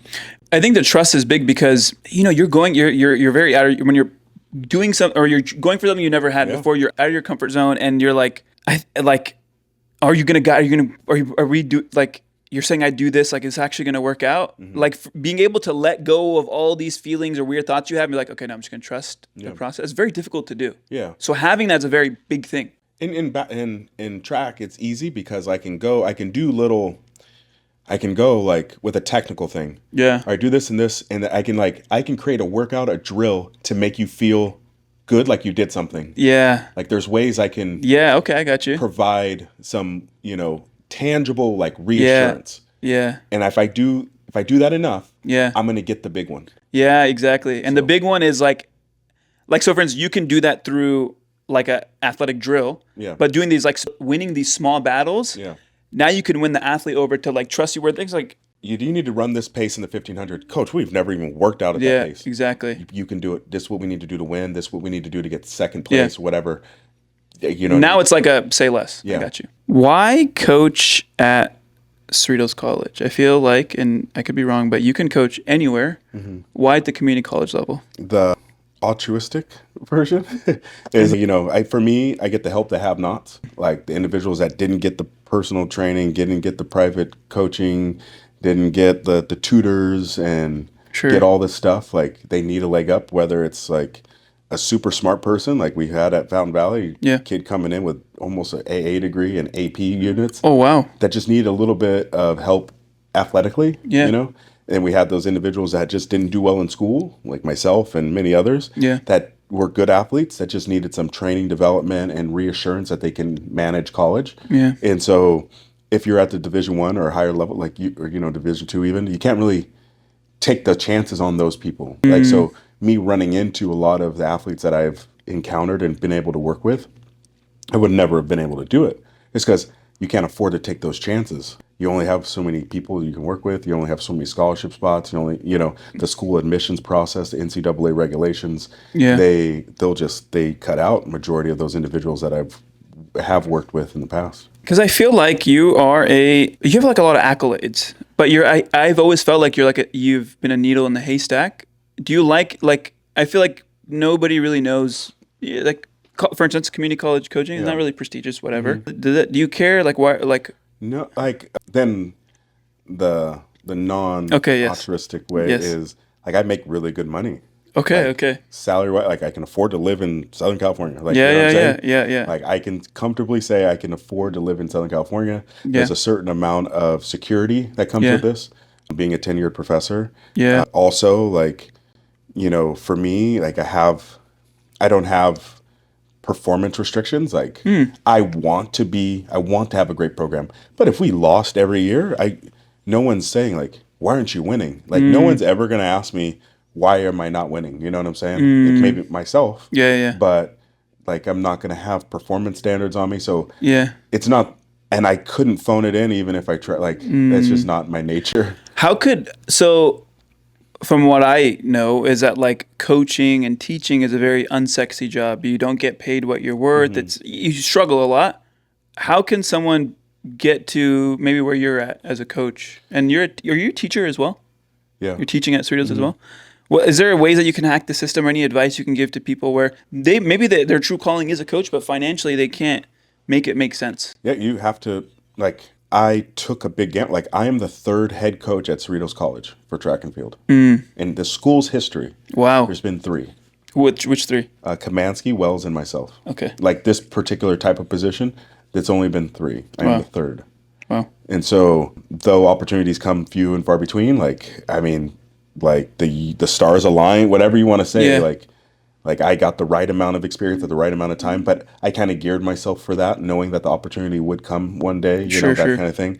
But I wasn't like, even though I had high aspirations to, do what I'm doing right now, Yeah. but like navigating the world, it's changing for Yeah. sure. The quality, like personal training right now is probably paying more than most like Yeah. college jobs. Like, so you take on private clients, like, Okay. because athletes and parents and families know that like you need specialized training to be able to compete in this world of athletics now. Yeah. So that world is like grown exponentially.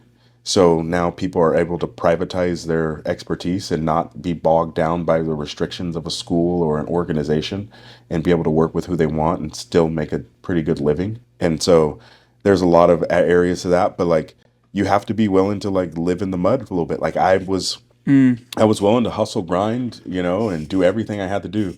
And like I said, very fortunate that I ended up in the positions I've ended up in. Yeah. Like luck a little bit, but like I knew I had to be prepared for when that opportunity came. And I could not ever be prepared enough.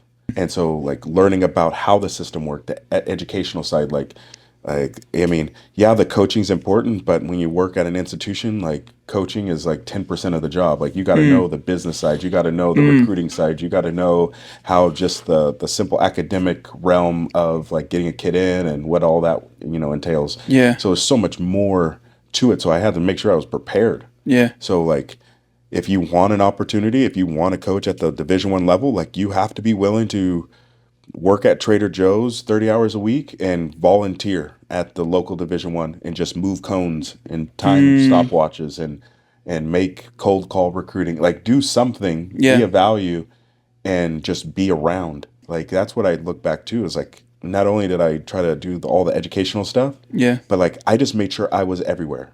Early in my coaching career, my first 5-6 years, there wasn't a meet that I wasn't at.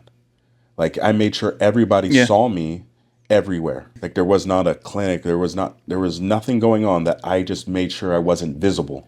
And so that, all those kind of things just allowed me to meet people, be in positions, learn something, get something, to kind of navigate all that. So you're saying just basically, if you really want to, if coaching's your thing, like do whatever it takes to, like if you need to do things on the side, do it. But also if coaching your thing, like be everywhere you need to be, learn whatever you need to learn, and your time will come. Yeah. If you're doing it to get paid, then you're in the wrong business. That's for sure. Like I'm very fortunate, and definitely for sure, like in those regards, that I'm able to be compensated for what I do. But like if you love it, like a lot of the stuff I did early on, I never got paid. Like meeting these 13-year-olds to go learn hurdles at I didn't say like, oh, pay me this much. Like I wasn't trying to make it a business. I was just I knew that I didn't know it as much then, right? I just knew I needed to do it. But I look back and I'm like, I needed to learn how to coach this flat-footed girl in hurdles. Sure. I needed to learn how to make an adjustment with an athlete that, had this type of background. Yeah. And sometimes those free sessions led to that person, having a good recommendation. And then I ended up getting that athlete's niece, come to Cerritos because they trusted me and they knew I was doing it for the right reasons. Yeah. I got a big question for you. Why do you coach? Like if you I, were to I really think couldn't- about it, I couldn't do anything else. Like you don't think you can do anything else? I wouldn't want to do anything. Like I want to, like the hardest thing for me to do is not coach. Like if I'm watching a pickup basketball game, I'm like, that dude needs to slide his feet, man. Like, like, you know what I'm saying? Oh man, if they said like, I can be watching a pickup football game. It wouldn't matter. Like Yeah. like that's where I'm just wired that way. Like I want to help. I want to coach. I want to provide value. Like I want to Why? strategy. Like I want to do that. I want to be in it. I love building things.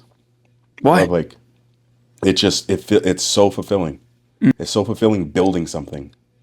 Like whether it's like helping build a person, whether it's helping build a team, a program, just, a lot of the things I've done in other areas of like life is just building is just so much, brings me so much joy.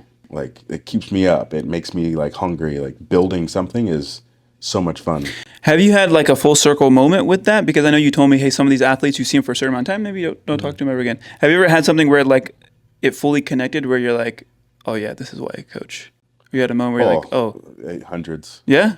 Hundreds. Anything that like sticks out to you? I mean, Where you're like, I'm never gonna trade coaching for anything, because this is who you are now. Yeah. You are Coach Rich. like one of the ones that it's not like, he was a good athlete. And I was like, dude, you're messing up. Like you got to go take care of life. Like I don't really ever kick anybody off the team, that kind of thing. Right. I'm like, dude, you got so much going on. Like go take care of life. You need to go get things squared away. Didn't see this kid for 2-3 years. And I had run-ins with him because he was just messing up. And I would have to like have these little meetings with him. I'm like, dude, what's going on? This and that. And it came to that point where I'm like, go. He comes back like 2-3 years and he's doing really well. And he's like, Coach Rich, like I needed that more than anything. Wow. I needed that so much. Like, and I'm not going to say I didn't think about him, but he was like, I was like, not what a waste, but man, he could have been so good. Sure. Right. Oh man, he could have, but he is doing good. And it was for a totally different reason than I thought, because what's hard for me too is like, dude, if I cut this guy, am I going to mess up his life? Like what if everything's hinging on this, like, and he's going to go south. So I don't take that decision lightly at all.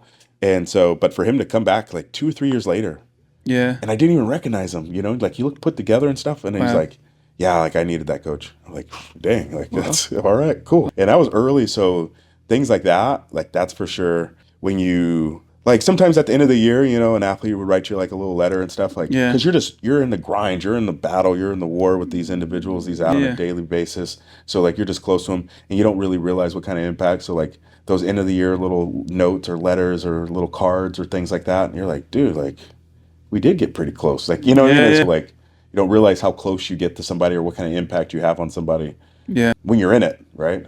Yeah. If you weren't coaching, would you be doing anything else? I mean, I think I could do a lot of things. Yeah. I don't think there's anything that I couldn't do. Like I laugh because like, I'm like, I could have been a doctor. Yeah. I could have done that. Like a medical doctor. Like I think you could too. Yeah. Like, you are a doctor, by the way. Yeah. Rich is a doctor, guys. I feel like not one that helps people, but like I want to be able to like, like I was like, I could have done that. There's a lot of things. There's not a lot of things I think that I wasn't capable of doing, like law enforcement. Like I liked that, like that was kind of interesting to me, if it wasn't for teaching and being in the world of education and stuff. Yeah. But okay. All right, final few questions. What do you want your athletes to leave with? Knowing that they have somebody that has their back for sure. Like this person has my back, like, and they're going to be in, knowing that they have, like, I'm going to be that unfiltered, like sounding board for them. Like, Sure. Because I mean, God, I get there's no shortage of bad ideas that an 18 to 20-year-old has. Like, so true. They come up with the worst ideas, and it's like, all right, cool, good. Well, let's go this way. Like, and just knowing that they have a soundboard, somebody that's going to be straight up and honest with them, somebody that cares about them and is going to be a cheerleader for them or a support system for them. Yeah. That they have value, that they have qualities, maybe that they don't realize them themselves, but like, and that's the thing too. Is like for me, coaching is just always an opportunity to help deepen my mentorship with those individuals. Like, whether it's getting them the motivation to start a business, whether it's the motivation to get them to apply to grad school, stuff like that. Like, because again, like I needed that. Yeah. And I want to make sure that I'm checking every box I possibly can. Yeah. And it's hard because like sometimes with a team of 80 to 100 people, I don't get to connect with everybody like I maybe want to, but make sure that the interactions I do have with those athletes that I don't get to work with on a regular basis, Yeah. I make sure it's a high quality interaction. So you realize you've been coaching now for more than 20 years, right? 2004, you started coaching? 22 then. Yeah. 22.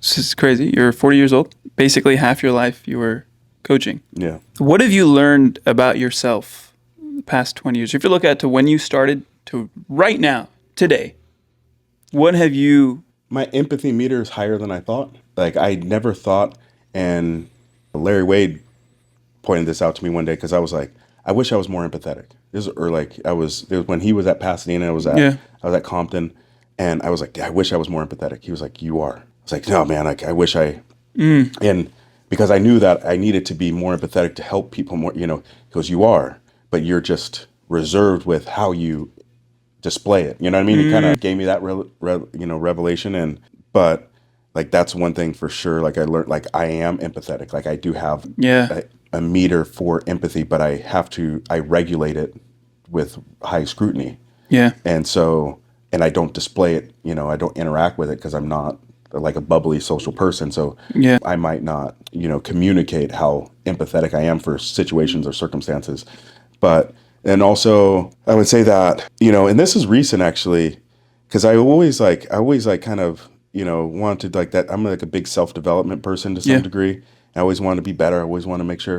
And I'm like, okay, like there was like times where I'm like thinking I need motivation. And there's a thing going around now. It's like, high achievers or high performers their motivation is challenge. Like they need a challenge to be motivated. Yeah. It's not, they need to be motivated to go about a challenge. And so like most recently I'm like, if I find myself in a kind of a cog, like in just in a rut or whatever it may be, that I need to make sure that I'm identifying my challenge and I recognize it and I define it so that gives me the motivation to pursue and the energy and the drive to do the things that I need to do. Okay.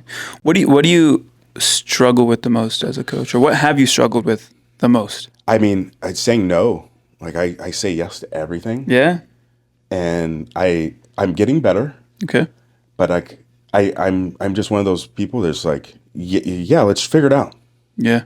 Like, let's figure it out. Like, yeah. Well, what is it? All right, let's do it. Let's figure it out. Yeah. I like it. All right, what are we going to do? How are we going to do it? Yeah. And I realized that, like, not everything's worth doing. Yeah. Just because it can be done doesn't mean it should be done. Yeah. And then also, like, I have limits. Like, yeah. And that's okay. Yeah. Like, I thought limits were weakness before, like, all right, that's how at least I quantified it in my mind. Sure. But I can do it. Like I can set limits and that's fine. And doesn't mean I'm less than or not capable of. Yeah. It's just that I've allowed myself to recognize limits and not exceed those for my own benefit, my own mental and emotional state. Okay, last few questions.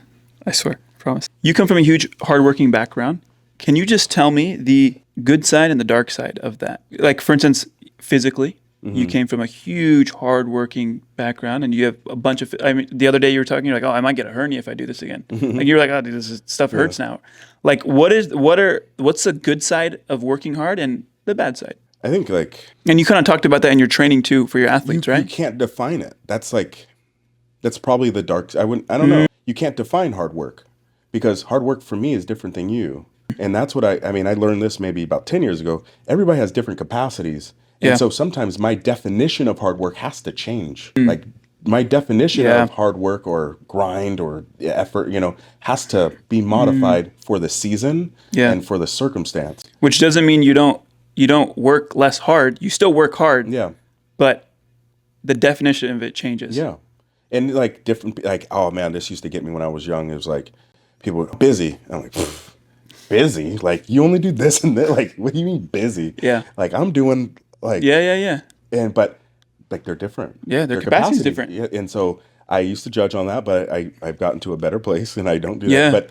And it helped me reflect on myself. Like when you say like hard work, like just define it. Like define it for that season. And I have to be very clear about it. And I have to be, mindful of what else is going on. Yeah. Because like there's times too, like in having a family, like like there's times where I can grind and I know that I can just pour myself in and it's not going to impact my home life. There's times where I know that I have to be very, very guarded with my outside time because I'm this season in my family, I'm needed. Yeah. And like that's come with maturity and mistakes and things like that. But because like hard work, like I think it's amazing because if you just push yourself and do things that you don't think are possible, Yeah. like, and you just at least try, like you develop this confidence that when something does come along, that you're like, okay, I got this. Yeah. You know what I mean? It kind of gives you that peace of mind that like when hardship comes, like I got it. Like I know I can turn it on. Like if something comes up, like I got this. That's super deep, man. Yeah. All of that. Yeah. That's a really good insight and awareness as well. Rich, I'm very excited for this next or continuing this new chapter that you're going to be doing in your life. What can we expect and what can we see, I would say, this next decade from Coach Rich? Like I want to put myself in a position to where I can scale a positive impact on people that I interact with. And I don't want to hold back. And like I've been really reserved because I've not allowed myself to get too far outside of Cerritos College and my athletes and things like that, just because I didn't want to shortchange them. But I know now, especially in the world that we're in, for me to create a better situation for them, not just like exposure, but opportunities and so on, I have to make sure that and I'll use this word, but I use it loosely just more as a descriptor, but I have to be more global in the things that I do. Yeah. And like before, like I loved that I was a resource for my athletes. Yeah. My athletes can come to me for anything. And it's like, maybe I might not have the answer, but I know where to find it. Yeah. But now it's like, I have to my reach has to be bigger. Yeah. To be able to help, especially in the current state of, college athletics. Like I have to be bigger than what I thought was possible, especially forecasting what it's going to be in the future. Wow. So like, that's just my reach. That's just my knowledge. That's just my network. That's everything. I'm for it, man. All right, I'm very, very excited. And I'm also honored that we get to partner with you in this journey. It's great to have you back. And it's been a few years since we actually got behind a camera. And I'm excited. So it's natural. It's natural. It is natural. My saying here at Go to University is do something today that your future self will thank you for. Is there any advice that someone could do anything today that their future self will thank them for? Call that person that you've been wanting to call. That's so true. So you've been true. Thinking about calling them or texting them, just do it. Wow. Like, I don't hesitate. Maybe I was like, how long am I going to be on the phone? Or what am I even going to say? No, I don't even second guess it anymore. Amazing. I appreciate that, Chris. Thank you so much for your time. And I'm excited to see the next few years of your development. All right, brother. All right, guys. See you guys soon.